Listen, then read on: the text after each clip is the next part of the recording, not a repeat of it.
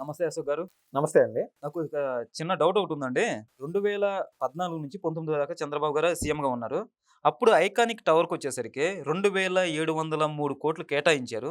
Present మళ్ళీ చంద్రబాబు గారి గవర్నమెంటే వచ్చింది. ఇప్పుడొచ్చేసరికి 4,680,00,00,000 దానికి కేటాయించడం జరిగింది. అసలు ఎందుకు ఇంత వ్యత్యాసం వచ్చింది అంటే మీరేమంటారు? అది ఇప్పుడు స్ట్రెయిట్‌గా చెప్పాలంటే, గతంలో మీరు చెప్పింది 2014 నుంచి 2019 మధ్య బాబు గారు సీఎంగా ఉన్న కాలంలో, 2018లో మీరేదైతే ఐకానిక్ టవర్స్ అంటున్నారో, దాదాపు 5 బిల్డింగుల సమూహం అది. మొత్తం కలిపి ఐకానిక్ టవర్స్ అంటారు.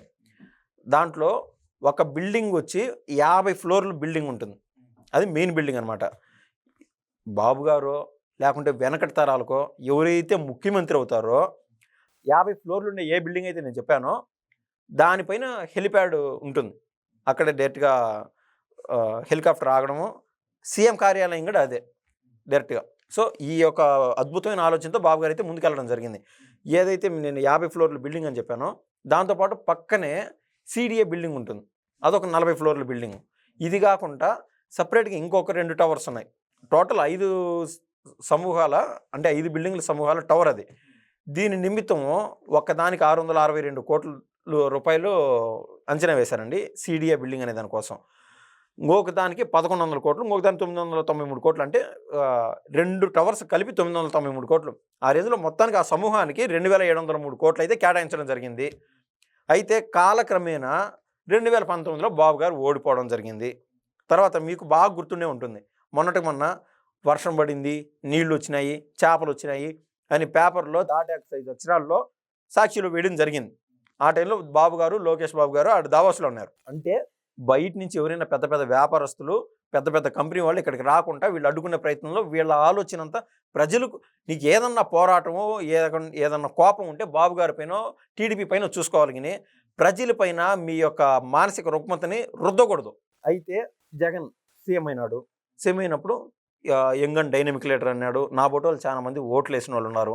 ఆయన గెలిచిన దాంట్లో. కొత్తగా వచ్చినాడు, ఆలోచన అద్భుతంగా ఉన్నాయి అనుకున్నారు. కొంతమంది మెచ్యూరిటీ లేనోళ్ళు జగన్ ఏదైతే ఆలోచన చెప్పాడో 3 రాజధానులు అనేది దాంట్లో కూడా మూవ్ ఆన్ అయిపోయినారు. అంటే 3 రాజధానులు అంటే ప్రతి చోట డెవలప్ అవ్వాలి కదా అన్నట్టు. జగన్ అనుకునేది నిజమే అనుకుందాం. Jagan young and dynamic CM అని అందరం అనుకున్నాము. 3 రాజధానులు అన్నాడు. అంటే అభివృద్ధి వికేంద్రీకరణలో భాగంగానే చాలామంది అంటే వితండవాదం కాకుండా, సరే జగన్ అనుకునేది ఏదన్నా నిజం అవుతదేమో అని ఆ రోజు ఆయన అసెంబ్లీ సమావేశాల్లో ఆయన 3 రాజధానులు అని కుండ బద్దలు కొట్టేట్టు చెప్పేసాడు. కానీ ఎలక్షన్స్‌కు ముందు ఆయన చెప్పిందేందంటే, కేవలం సింగిల్ రాజధానే ఉంటది. అది అమరావతి ఉంటది. నేను ఇక్కడనే తాడేపల్లిలో ఇల్లు కూడా కట్టుకున్నాను అని చెప్పడం జరిగింది. దాన్ని బట్టి కూడా అమరావతి ప్రాంత ప్రజలు కూడా జగన్మోహన్ రెడ్డికి ఓటేశారు. ఒక్క అవకాశం అన్నాడు కదా! సీఎం చేద్దాంలే అని దిగినారు. అందరూ ఆ కోపంలో దిగేశారు జగన్మోహన్ రెడ్డిని నమ్మి. అయితే సీఎం అయిన తర్వాత జగన్మోహన్ రెడ్డి వైజాగ్‌లో అయితే అభివృద్ధి జరిగింది. ఏది జగన్మోహన్ రెడ్డిది రిషికొండ ప్యాలెస్‌కి సంబంధించి. ఆ! ఇంక అదే విధంగా కర్నూలులో కూడా రాజధాని అన్నాడు. అంటే మసిపూసి మారేడుకాయ చేయడం. అంటే రాయలసీమ ప్రజలను కూడా నట్టి నడేట ముంచేయడమే ఆయన ఆలోచన.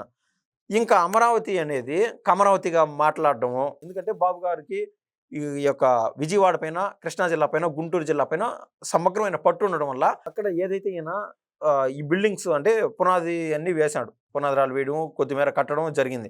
అది కాకుండా ఎక్కడైతే సచివాలయంలో పనిచేస్తారో, సచివాలయ ఉద్యోగస్తుల కోసం అదే పనిగా బిల్డింగ్స్ కట్టడం జరిగింది. కొన్ని టవర్స్ కట్టడం జరిగింది. దాన్ని ఫ్యాన్లు, లైట్లు, ఫర్నిచరు ఇవన్నీ ఉంటాయి కదా! అక్కడ సచివాలయ ఉద్యోగస్తులు అక్కడ పోయి కాపురాలు చేయకుండా, అంటే అక్కడ స్టే ఉండేదానికి కూడా అవకాశం లేకుండా దాన్ని ఆపేశాడు. అంటే పూర్తి స్థాయిలో కంప్లీట్ చేసేయాలి. ఎందుకంటే బాబు గారి దగ్గర ఉండింది ఆ ఒక్క సంవత్సరం టైం లాస్ట్ మూమెంట్‌లో. ఇతనొచ్చినప్పుడు దాన్ని కొద్దిమేర డెవలప్ చేసుంటే బాగుండేది. ఈ రోజున ఏదైతే ఈ సచివాలయ ఉద్యోగస్తుల కోసం, మిగిలిన వాళ్ళ కోసమో, సచివాలయ ఉద్యోగస్తులతో పాటు హెడ్ ఆఫ్ ద డిపార్ట్మెంట్స్ వీళ్ళందరూ ఉంటారు కదండీ! ప్రభుత్వం కోసం పనిచేసేవాళ్ళు, ఈ గవర్నమెంట్ అఫీషియల్స్. వాళ్ళ కోసం పనిచేయడానికి ఆ బిల్డింగ్స్‌లో ఉండే ఫర్నిచర్ కూడా చెడిపోయినది. అంటే 5 ఏండ్లు దాన్ని యూసేజే లేకుండా. దాన్ని డిప్రిషియేషన్ అంటాం. సో, దీనంతా రిపేర్ చేయడం, అక్కడ దాంట్లో ఉండే మట్టి అదంతా టోటల్ రిపేర్ వర్క్ చేయడానికి కూడా అంతా బయటికి తీసి క్లీనప్ చేయడానికి రూ. 5,00,00,000 వెలవుతుంది.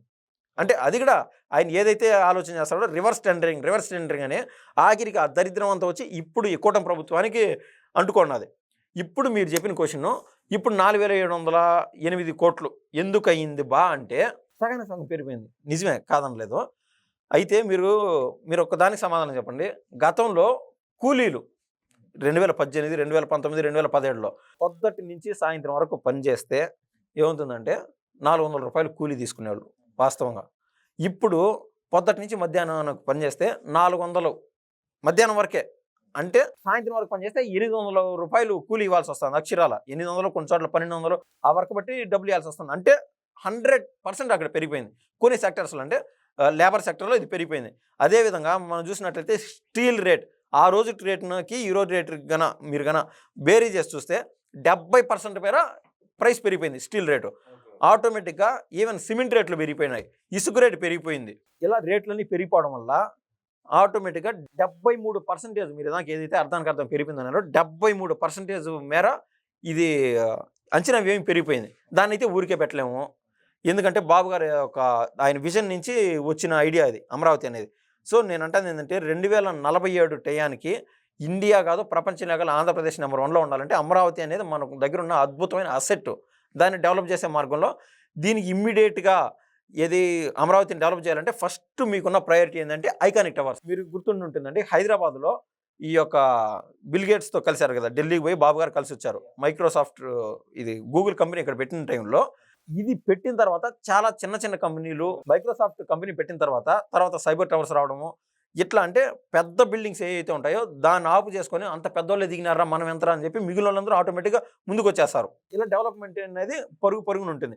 మీరు చూసినట్లయితే తుళ్ళూరు నియోజకవర్గం ఉంటుంది కదా! ఆ తుళ్ళూరు నుంచి కేవలం 5 కిలోమీటర్ల పరిధిలో ఈ యొక్క మనం మాట్లాడే ఐకానిక్ టవర్స్ ఉంటుంది. అక్కడి నుంచి కేవలం 20 కిలోమీటర్ల పరిధిలోనే ఈ సెక్రటేరియట్ భవనాలు, అదేవిధంగా సిఆర్‌డీఏ భవనాలు ఇవన్నీ వస్తాయి. దీన్ని ఆపు చేసుకొని తర్వాత 10 కిలోమీటర్ల దూరంలో అంటే మొత్తం ప్రభుత్వానికి సంబంధించి ఈ బిల్డింగ్స్ అన్నీ ఆ యొక్క 20 కిలోమీటర్ల రేడియస్‌లో అన్నీ ఇమ్మిట్ అవుతున్నాయండి. ఒక 10 కిలోమీటర్లు రేడియస్ వ్యవధిలో అంటే దాన్ని దాటిన తర్వాత 10 కిలోమీటర్ల రేడియస్ వ్యవధిలో మిగిలినటి ఇప్పుడు మనం చెప్పినాం కదా! గూగుల్ కావచ్చు, మైక్రోసాఫ్ట్ కావచ్చు, ఇంకా వేరేటి చిన్న చిన్న కంపెనీలు కావచ్చు, లేదా కాగ్నిజెంట్ మొన్న దావోసు పర్యటనలో భాగంగా రవికుమార్ అనే ఆయనతో కాగ్నిజెంట్‌కి సంబంధించిన ఎంఓయూలు కూడా చేసుకొని వచ్చినారు నారా లోకేష్ గారు. సో ఇటువంటి వాళ్ళందరికీ ఈ యొక్క గవర్నమెంట్ ఆఫీషియల్స్ ఎవరైతే ఉంటారో ప్రభుత్వంలో పరిపాలన చేసేవాళ్ళు అది దాటిన తర్వాత 10 కిలోమీటర్ల పరిధిలోనే పెద్ద కంపెనీలన్నీ వచ్చి అక్కడ ఉండడం జరుగుతుంది. సో అమరావతి డెవలప్మెంట్ ఈ విధంగా ఉంటుంది. మీరు మొత్తం మీద మీరు అడిగిన ప్రశ్నకి జగన్మోహన్ రెడ్డి ఈ 5 ఏళ్ల కాలంలో వీటికి పని సక్రమంగా చేసింటే 3 రాజధానులు అన్నాడు. 3 రాజధానుల్లో ఏ ఒక్క రాజధానిని సక్రమంగా ముందుగా తీసుకొచ్చినోడు కాదు. కనీసం ఆల్రెడీ బాబు గారు చేసిన అభివృద్ధిలో ఆయన తోడ్పాటు అందించింటే నిర్మోహమాటంగా ఇగో లేకుండా అమరావతి అనేది ఒక రూపాంతరం చెందిండేది. మనందరికీ ఎవరిదైనా డబ్బులు ఆ రోజు పెట్టిన డబ్బులు నీవే, ఈ రోజు పెట్టినట్టు నా డబ్బులే. ఇప్పుడు ఫర్ ఎగ్జాంపుల్ ఆ రోజు మీరు ₹1,00,000 డబ్బులు పెట్టింటారు. ఇప్పటికీ దాని వడ్డీ ఎంత ఉంటుంది అంటే డెవలప్మెంట్ అప్పటికప్పుడే మీరు కట్టేసిందంటే మీకు ఆ వడ్డీ భారాలు ఎన్ని ఉండవు అయ్యిండేది కాదు. సో జగన్మోహన్ రెడ్డి చేసిన పాపంలో ఇది ఒక శాంపుల్ ఎగ్జాంపుల్. ఎక్కడికెక్కడ జగన్మోహన్ రెడ్డి ఏది బాబు గారు వేసిన కన్స్ట్రక్షన్స్ ఏది ఉంటుందో మధ్యలోకి ఆగిపోయినాయో వాటిని సెట్ చేసింటే సరిపోయిండు. అవన్నీ మొదటికి వచ్చాయి.